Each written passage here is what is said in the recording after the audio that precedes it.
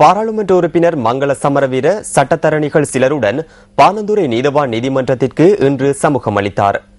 அவரது வீட்டிற்குள் நுழைந்து பொருட்கள் கொள்ளையிடப்பட்ட சம்பவம் தொடர்பான வழக்கு விசாரணைகளுக்காகவே அவர் இன்று நீதிமன்றத்திற்கு சென்றிருந்தார். இந்த சம்பவம் தொடர்பில் ரத்மலான பகுதியைச் சேர்ந்த இளைஞன் ஒருவன் சந்தேகத்தின் பேரில் கைது செய்யப்பட்டு பின்னர் விடுவிக்கப்பட்டிருந்தார். இந்த நிலையில் மங்கள சமரவீரவினால் குறித்த இளைஞன் மீது சுமத்தப்பட்டுள்ள குற்றச்சாட்டுகள் போலியானவை என ஜனாதிபதி சட்டத்தரணி ஹேமந்த வர்ணகுலசூரிய நீதிமன்றத்தில் கடந்த வழக்கு விசாரணைகளின் போது தெரிவித்திருந்தார்.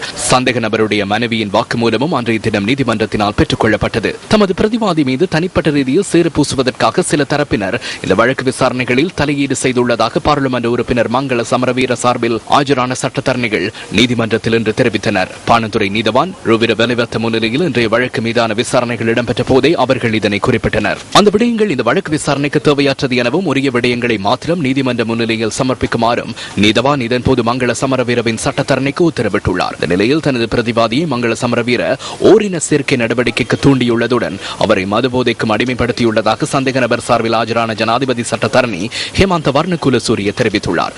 இது கொள்ளை சம்பவம் தொடர்பான வழக்கு விசாரணைகள் எனவும் ஓரின சேர்க்கை நடவடிக்கை தொடர்பான வழக்கு அல்லவெனவும் சமரவீரவின் சட்டத்தரணி இதன்போது குறிப்பிட்டுள்ளார். இந்த விடயம் தொடர்பில் வழக்கின் சந்தேக நபர் போலீஸ் நிலையத்தில் வேறாக முறைப்பாடு செய்துள்ளார் எனவும் போலீசார் இந்த முறைப்பாடு குறித்து எதிர்கால நடவடிக்கைகளை எடுக்க உள்ளதாகவும் ஜனாதிபதி சட்டத்தரணி ஹேமந்த வர்ணகுலசூரிய சுட்டிக்காட்டியுள்ளார். இதேவேளை சந்தேக நபரினால் கொள்ளையிடப்பட்டதாக கூறப்படுகின்ற பொருட்கள் மங்கள சமரவீரவினால் அவருக்கு பரிசாக வழங்கப்பட்டவை எனவும் ஜனாதிபதி சட்டத்தரணி சுட்டிக்காட்டியுள்ளார்.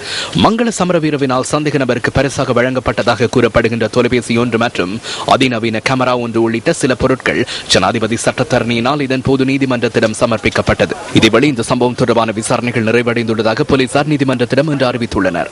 விசாரணைகள் நிறைவு பெற்றிருக்கும் பட்சத்தில் வழக்கொன்றை தாக்கல் செய்யுமாறு பாணந்துறை நீதவான் இதன்போது உத்தரவு பிறப்பித்துள்ளார். இந்த வழக்கு மீதான விசாரணைகள் எதிர்வரும் பிப்ரவரி மாதம் 24ஆம் தேதி வரை ஒத்திவைக்கப்பட்டுள்ளது.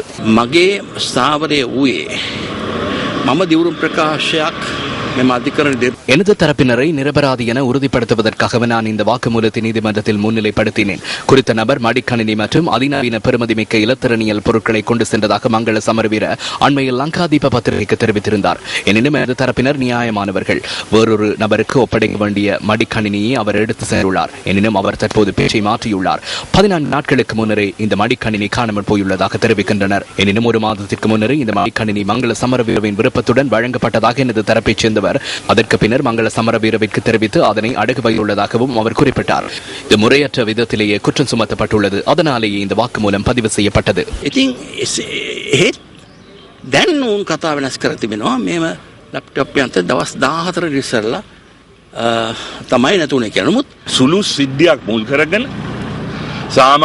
சிறு சம்பவம் ஒன்றை அடிப்படையாக கொண்டு குறிப்பாக 5 லட்சத்துக்கும் குறைவான தொகையை கட்டணமாக அறவிடும் ஜனாதிபதி சட்டத்தரணி பாணந்துறை வரை 6 சட்டத்தரணிகளை அழைத்து வந்து இந்த நபர் சார்பில் ஆஜராகின்றார். இது கின்னஸ் புத்தகத்தில் பதிவு செய்ய வேண்டியுள்ள விடயம்.